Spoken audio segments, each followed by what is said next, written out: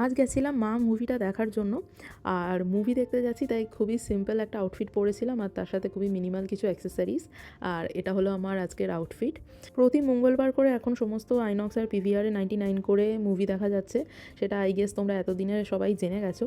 তো আমিও ওই মঙ্গলবারই চলে গেছিলাম, কারণ এখন বেশি টাকা দিয়ে সত্যি বলতে মুভি দেখতে আমার ভালো লাগে না, আমার ওটিটিই বেটার লাগে।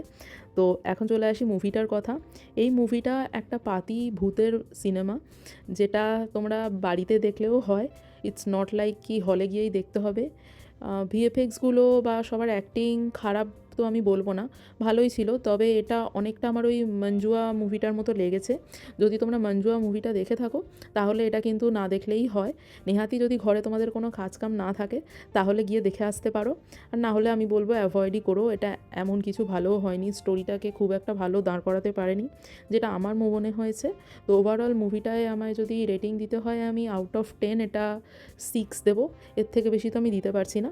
চাইলে একবার দেখতেই পারো, খুব খারাপও নয় খুব ভালোও নয়।